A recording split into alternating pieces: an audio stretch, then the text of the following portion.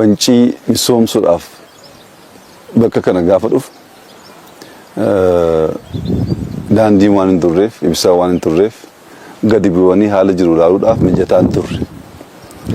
Isarraa kaaneetu naannoo kana misoomsuun seenaa naannoo kanatti dhokate baasuu waan ta'eef uummata naannoo kana Itoophiyaadhaaf gumaacha guddaa godhe. Gootota baay'ee oomishe. Gootummaa Itoophiyaa gaafa kaasnu safaruma kana.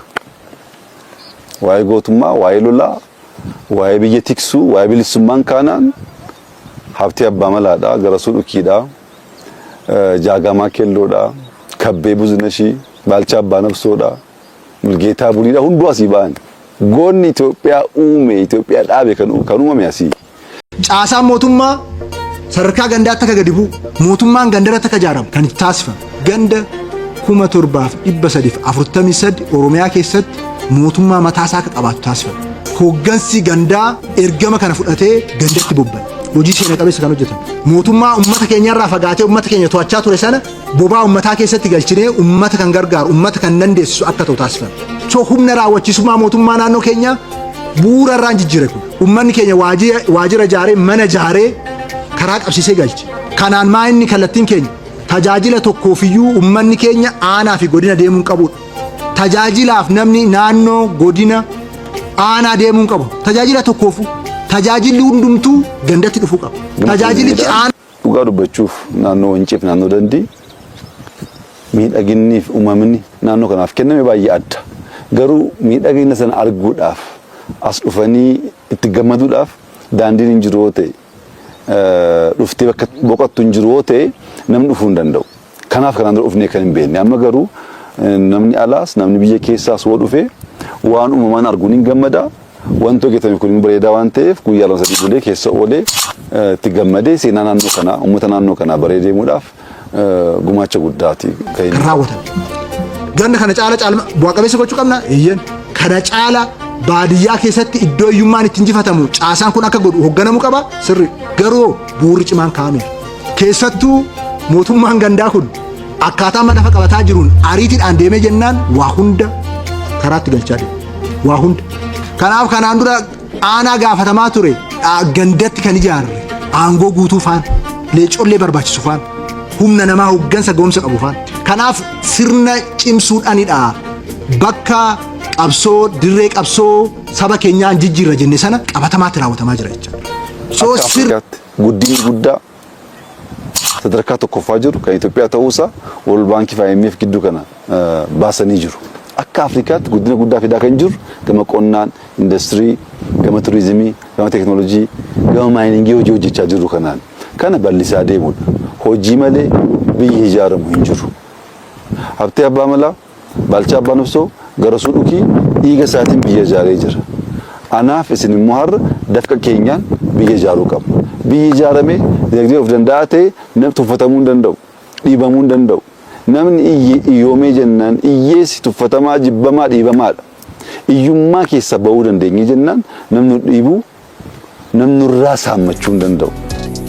Gaaffiin uummata Oromoo maaliin?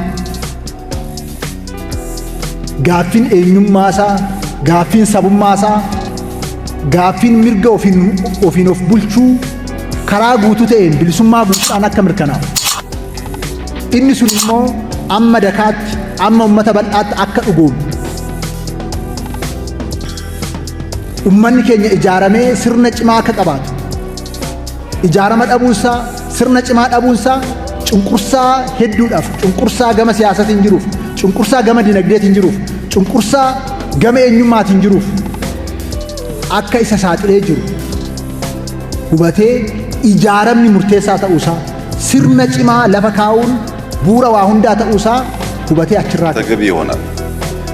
ዳታን እንደ ወርቅ እንደ ሀብት ከስር ከመሰረቱ አይተን ስለዚያ ጉዳይ ገዶን መክረን ዘክረን አውቀን ለመምራት የምንገለገልበት ዋናው ምክንያት ራዕያችን ጠንካራ ሀገረ መንግስት መገንባት ነው። ጠንካራ ሀገረ መንግስት ለመገንባት ከሚያስፈልጉ ቁልፍ ጉዳዮች ውስጥ አንዱ ሉዓላዊነት ነው። ሉዓላዊነት ሲባል የኢትዮጵያን ድንበር መከላከል ፊዚካል አቅሞቻችንን መከላከል ብቻ ሳይሆን የዳታ ሉዓላዊነት፣ የምግብ ሉዓላዊነት፣ የፖሊሲ ሉዓላዊነት፣ ሌሎችም ዘርፎች የሚጠቀሱ ሉዓላዊነቶች አሉ። ጋፊ ዲነግዴ ሂዩማ ዱበተፉማን ገደዶን እንጅፈተሞ ከቀቡ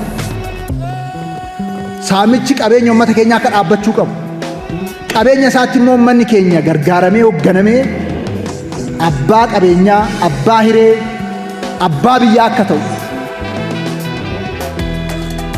ጋፊን ዲነግዴሳ ቡራን አከዴቢ ጋፊን ዲሞክራሲ ፈር ዲሞክራሲ ብየ ከነ ኬሰቲ ደጋገግ ጅሩ አከጨብ ጋፊን ዲሞክራሲ አከዴቢ አፋን ቀዌትን ብየ ኬሰቲ ሙርቴፈሙ ዱንታን ሰገሌ ኡመታትን ብየ ኬሰቲ ሙርታ ያዳን ብየ ኬሰቲ ዶርጎመም ፌዲ ፊ ካዮ ሲያሳ ከራ ዲሞክራታዋት ቆፋን ብየ ኬሰቲ ሚልካው አከተው ቀብ ከናፍ አከው መን ኬኛ ቀብሳይ ጃሌዋን ኬኛ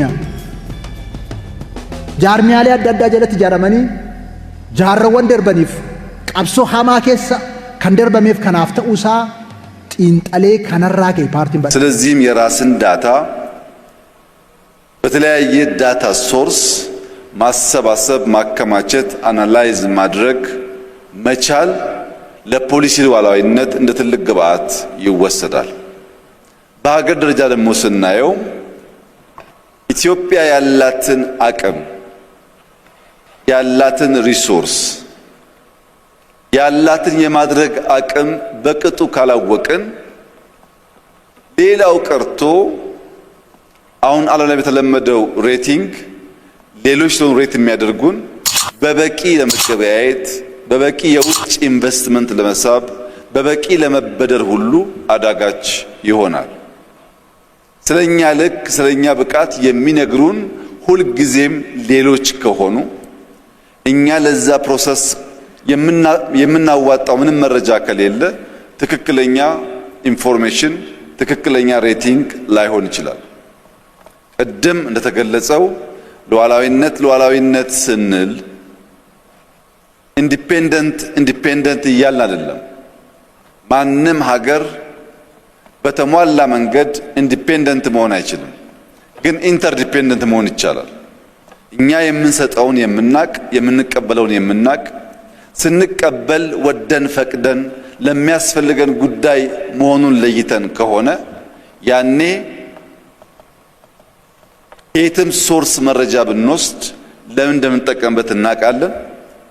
ከኛ የሚወስዱም የኛን የሥራ ሂደት የሚገነዘቡ ከሆነ በተሟላ መንገድ አምነው የሚቀበሉና የሚገለገሉበት ይሆን ያስፈልጋል። ለዚህ ደግሞ ቴክኖሎጂ በተለይም አርቲፊሻል ኢንተለጀንስ አይተኬ ሚና አለው። በእርግጥ ወርቁ እንዳቀረበው ኢመርጂንግ ቴክኖሎጂስ ኮንቨርጅ እያደረጉ ነው። ማቴሪያል ሳይንስ፣ ናኖ ቴክኖሎጂ፣ ባዮቴክኖሎጂ፣ ኤአይ የምንላቸው ጉዳዮች አንዱን ከአንዱ ለይተን ማየት በማንችልበት ደረጃ ኮንቨርጅ እያደረጉ ይደርሰናል። ግብርናን ከኤአይ ውጭ ጤናን ከኤአይ ውጭ ማሰብ አንችልም። ኮንቨርጅ አድርገዋል። እያንዳንዱ መስሪያ ቤት፣ እያንዳንዱ ተቋም፣ እያንዳንዱ የግል ኩባንያ ቴክኖሎጂ መጠቀም በቴክኖሎጂ መታገዝ ሲችል ጥራት፣ ስፋት፣ ውጤት፣ ተደራሽነት በእጅጉ ሊጎለብቱ ስለሚችሉ በእያንዳንዱ ተቋም ኤአይ መጠቀም ባጠረ ጊዜ ኢንፎርሜሽን መሰብሰብ ባጠረ ጊዜ የዲሲሽን ሳይክልን ማሳጠር መቻል የምንችለው ቴክኖሎጂን በብቃት ስንጠቀም። ለዚህ የፕላን ኮሚሽን ጥሩ ማሳያ ይመስለኛል። የሮ አማከን እውነት ለምን ቆናኒ ቀብሶ ኡመተ ኦሮሞ ፊ ሞቱማና ነው ኦሮሚያ የሮ አማከን ረጅሩ በቆና ተኩፋራ ገረ በቆና ለመፋት ዮካ ጉለንታ ቀብሶ ወልቅጡማ ኦቦሉማ ኦሉማ ፊ ቢሊሱማ ራ ከነ እርገምር ከነስኔ ቦድ ገረ ጉለንታ ቀብሶ ዲነግዴት ሰቦኑማ ኦሮሞ ዲነግዴን ይጃሩት ሰቦኑማ ኦሮሞ በርኖታን ይጃሩት sabboonummaa Oromoo sirna gaarii sirna cimaa ijaaruun kan xumuramuu ta'uu isaa carraa kanaanii kaasuuf